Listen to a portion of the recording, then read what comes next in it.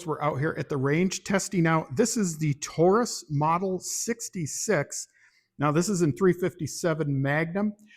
Today, we're at the indoor range, so unfortunately, I can't use any Magnum loads, so we are just testing it with some 38 special wad cutters. Just really testing for functionality to see if this works and how good of a buy it is. Beautiful weapon. We've seen it at the bench. Really, really nice, but let's take a few shots just to see where we're at.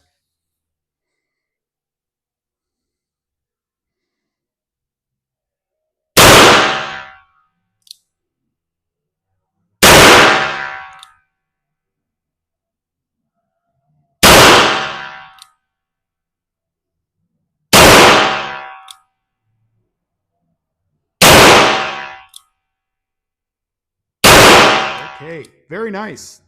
Very, very, very smooth shooting, I have to say.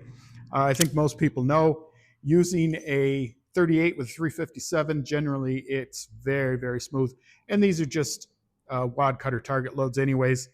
So much fun. I think we're going to take another 6 shots, and we'll try that in double action. Loaded up with another 6 wad cutters, and we're going to try these double action, see how we can do. I have to say, I do have a little bit of a problem finding the front sight on this one.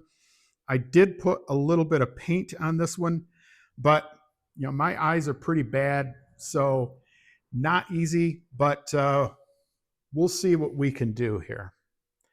Giving myself as many excuses as I can.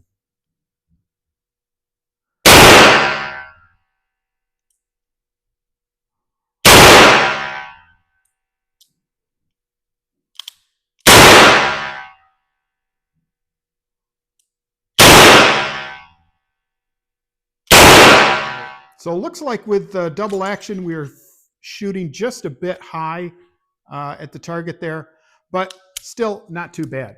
Citizens, scholars, and friendly knights everywhere, Tac Nerd is here on the scene.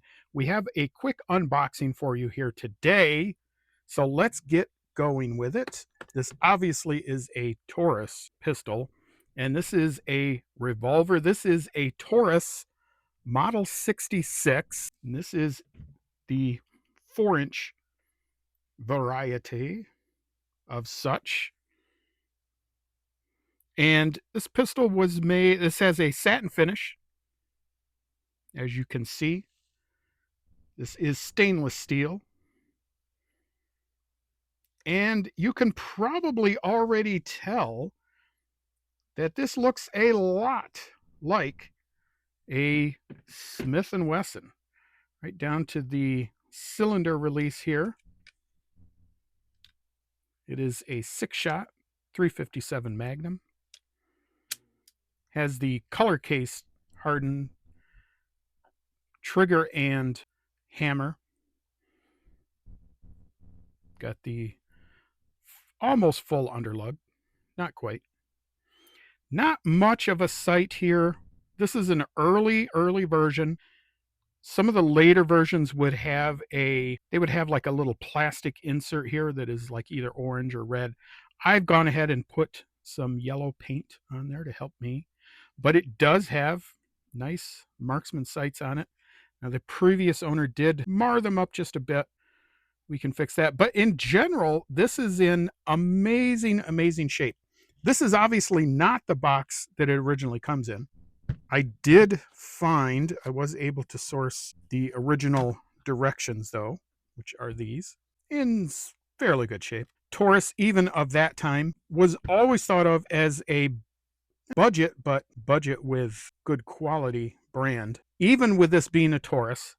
But let's get that out of the way right quickly, because yes, this is a Taurus pistol. Yes, they do sometimes have a reputation for being budget, and quality control can be an issue at times. But I will tell you, from 70s through 80s, there was a deep connection between Taurus and Smith & Wesson. At the time, they were both owned by the same conglomerate. It was Bangor Punta. So there was a lot of machining and a lot of parts. A lot of that was shared between them to basically make it more inexpensive for Bangor Punta to do business. So you can kind of think of Taurus at the time as being something of a sister company, something maybe of a, again, maybe they didn't put the immense quality control that Smith & Wesson has into theirs, but I can tell you parts were very similar. How the revolvers were made was very similar. You can see here, it is very nice. Beautiful grips. Now these ones are pretty large. You can get smaller grips for these, but yeah, these are pretty large. But with it being a 357 and kind of a shorter barrel, you kind of need something significant to hold on to. I have shot 357 through it. I wasn't able to get footage of that, but it performs very, very well. As I said, the Taurus of this age, 70s through 80s, made exceptional quality revolvers. I don't know about their other stuff of those days. However, current Taurus, I don't know. I don't know. And I don't really like the way that their revolvers look now. They put their name all over them in huge letters. The tracker ones to me just look god awful ugly. They look like it looks like someone who's just trying too hard. So I stick to the older ones, the 70s and 80s, and there's plenty available. So, anyways, folks, that's my advice. I hope you got something out of this video. Please like, share, and subscribe. Leave a comment down below. Make sure to hit that bell notification so you can see when all of our videos post. Folks, this is Tack Nerd, and I am out of here.